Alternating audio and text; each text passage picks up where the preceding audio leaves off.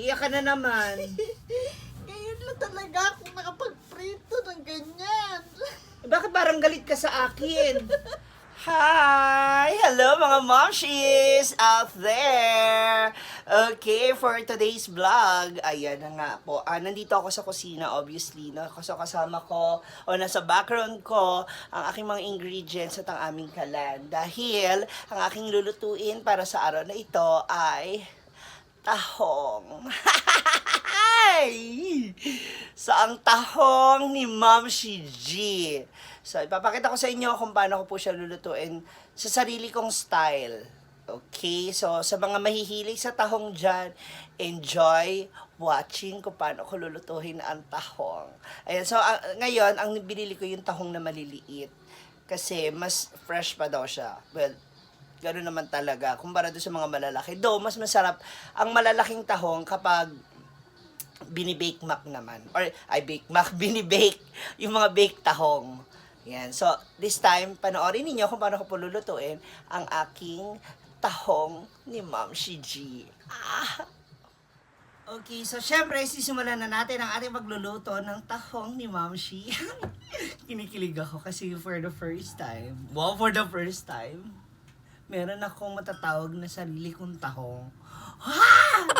Ayan. Yeah, so, magluluto tayo ng tahong. So, igigisa ko siya. Mostly, mas gusto ko talaga siyang ginigisa. Ang tahong. So, I have the bawang sibuyas and luya. Hindi mo pala hiniwa yung mga bawang. Naloka ako sa nanay. Kung gusto niyo lutuin ko to ng buo. Ano ba yan, Shoy? Siya kasi ang aking tagahiwa. So, kailangan muna natin hiwain din ang ating bawang. Simulan na natin ang paggigisa. Lakas ng aking apoy.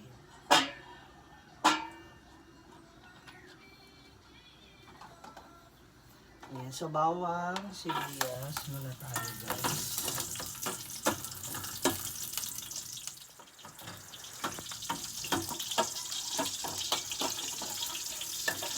So, medyo brown na siya, isunod na natin ang sibuyas.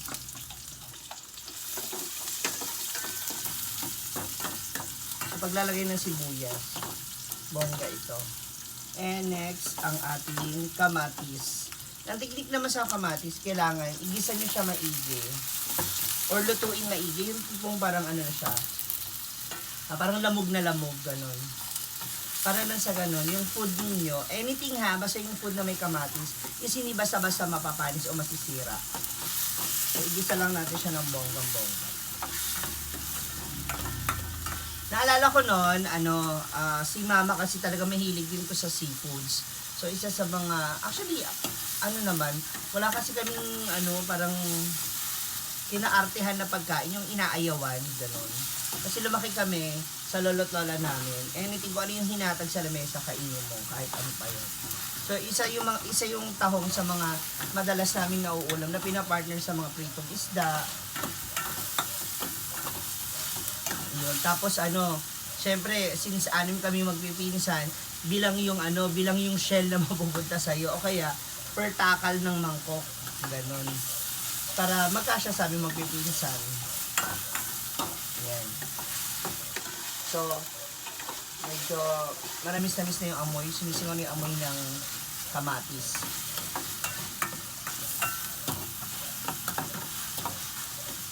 Then, sunod ko muna yung luya para magisa rin siya ng bongga. Bago pa malamog ng husto yung ating kamatis. Para kumapit din yung lasa, ganun.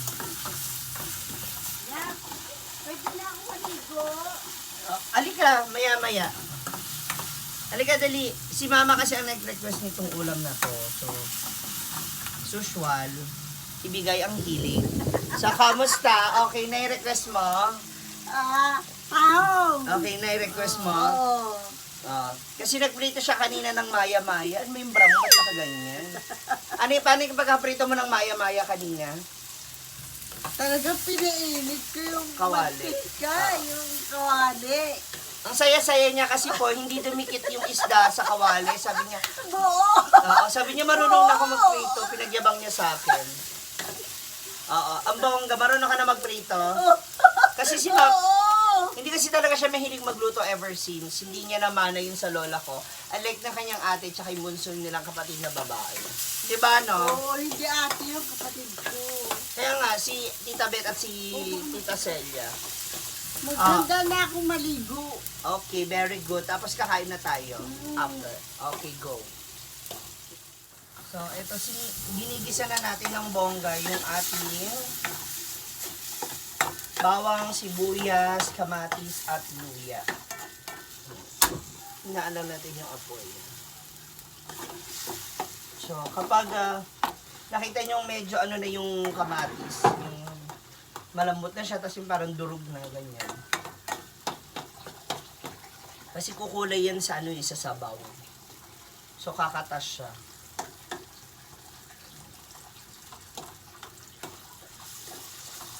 Then, after that, ang tahong ni Ma'am Shiji. Oh. Maliliit, pero malinamnam. Yung iba hindi pa natanggalan ng ano. Aminin nyo, nung bata pa kayo, nung nag-teenager na kayo, kung ano-ano na iniisip nyo tungkol dito. Binubulat-lat nyo pa siya in everything. Ito pong aking tahong na nabili ay 1 kilo. So, 120 ang kilo. So, 60 ang kalahati. Do suki. Yun naman, 100. So, igisa lang natin siya ng bowl. Ako, no need na to add, dito, yung asin. Hindi na ako naglalagay. Paminta na lang.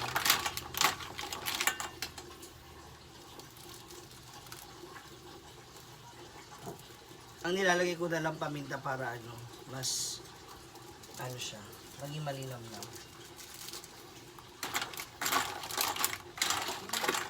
So, pag ganito, tatakpan ko muna siya hanggang sa kumulo at magsasabaw siya ng kusa. At hahayaan natin siyang kumatas o magsabaw ng kusa. Let's go.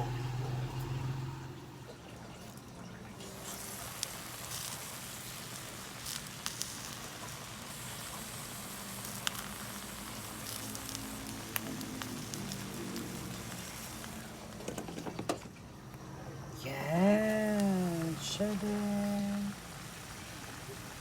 So, nagkakatas na ng kusa ang ating tahong.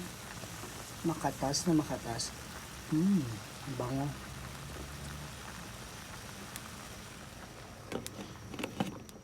At yun naman po ay ilalagay ko na yung aking isa sa mga ginagamit na pampalasa lalo dito sa ating tahong. Ang soft drinks ng Sprite. So mostly, ang sabi nila, yung iba, kapag kumain ka rin ng seafood, so kahit anong seafood, dapat nagsasoft drinks ka para matanawan ka o ma-absorb daw ha. Pero ako, ilalagay ko siya pandagdag sa sabaw dito sa tahong. Huwag mo nyo ilalahat. I mean, yung depende lang po sa panlasa ninyo. Ako, onti lang para nasa ganun is yung lasa niya ay yung tipong yung tamis-asim ng kamatis, yung alat niya, at saka yung tamis ng soft drinks. So, nandun na siya, naka-all-in-one na siya. Then, after that, tatakpan ko muna siya. Kasi ang dapat dito sa seafood, sa tahong, pag si mama kasi ang kakain, gusto ko lutong-luto. Palagi. Anything na kahit anong food na kinakain is dapat lutong-luto. Then, you can also put dahon ng sili if you want. Since wala na ako nabiling dahon ng sili, I guess okay na itong ganito. Yung iba naglalagay pa ng dahon ng sili. Or even dahon ng kangong, pwede rin naman. I guess kahit naman sigurong dahon ang ilagay dito, pwede. So, hihintayin natin siya ulit. Sabi mo na mga 5 minutes ulit. Then I guess pwede na natin siyang kainin. So, kainan na tayo later. Okay, so eto na nga, narito na yung ating mga pagkain at ngayon magdadasal na tayo. Panginoon, maraming salamat po sa biyayang ito. Paspasan mo po yung mapagpala. Na naway magbigay po ito ng kalakasan at kagalingan sa aming katawan sa pangalan ni Jesus. Amen. Sa ngalan naman ng anak at ng Espiritu Santo. Amen. Kakain na. So, andito na yung aming tahong ni Ma'am Shiji at ang maya-maya ni Mama Jolly. Yan. Ito yung sabaw kasi hiniwalay ko na dahil nasa Sabaw ilalim. ng tahong? Yes. Yan. So, kakain na tayo. Kamusta yung ano mo sa piprito? Ha? Nga? Kamusta experience mo sa pagpiprito kanina? Yung sinasabi mo kanina sa akin. Natilamsikan ako, okay lang. Mm. Pero ang pinaka-the best, yung nakapagprito ako ng buo ang isda. Na hindi na nadudurog. Talagang hindi ako nakakapagprito na hindi durog. Kaya tuwang-tuwa ako. Kanina, nilapit niya talaga sa akin yung pinrito niya kasi buong buo po, ayan, hindi po nadurog. Ang maya-maya. Tuwang-tuwa talaga ako. Ito.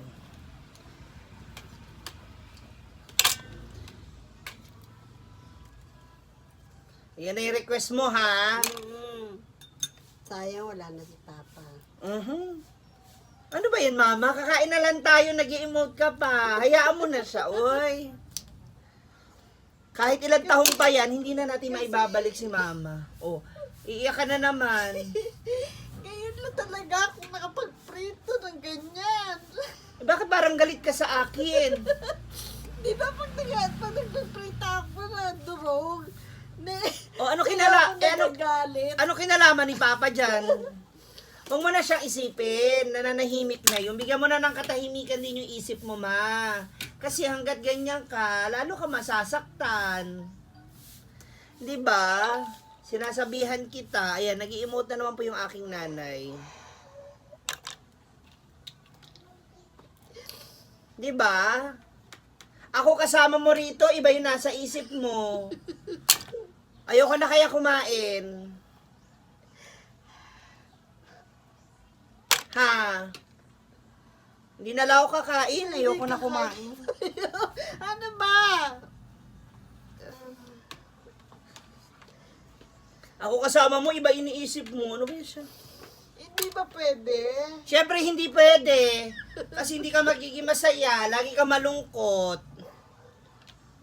Diba, sabi ko sa'yo, hindi ko naman sinabing kalimutan mo, pero huwag mo na siyang inaalala ng ganyan. Kasi wala na tayong magagawa. Tulad niyan, wala nang laman yung ibang tahong.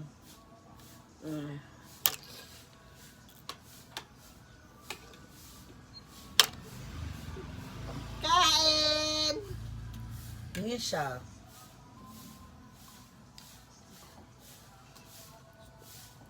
Pagpakabusog ka na lang dyan, enjoy the food. Ayan o.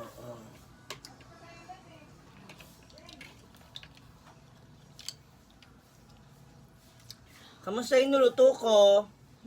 Matabang. Hindi mo yata gusto yung niluto ko. Tama lang. Nag-emote din ako. Hindi maalat. Tama lang, di ba? Kasi hindi ko na nilalagyan ng asin yun eh. Tama lang. Ito yung fish mo. Anong gusto mo? Ito? Sa bagay, pare-pare sa pala itong part.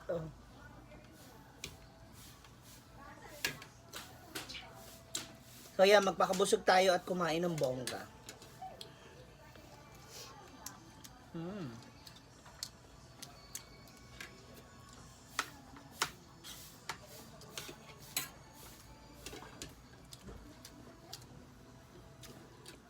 Kahit mahal na mahal na isda binili ni anak ko. Siyempre, request mo eh. Masarap kaya yung maya-maya. Tsaka okay to sa'yo, pwede to sa'yo. Sarap, no? Malasa. Wala. Masarap din tong prito mo. So, ayun guys, nako. Hindi ko napahabain ba to? Sa inyong lahat, enjoy your meal. Kahit anumang ulam yan, anuman ang pagkain na kakain sa inyo na mesa, enjoy nyo lang. Especially pag kasama nyo yung inyong mga mahal sa buhay, inyong family at mga kaibigan. Di ba nama? Oo. Masaya, masarap. Masarap. Okay, very good. Ay, thank you. And for that, maraming salamat. Thank you so much for watching. Once again, my name is Ma'am Shi G. Kasama ko po ang aking Ma'am Shi Jolly. Hello. Enjoy. Thank you so much. Don't forget to like, share, and subscribe. Salamat. God bless.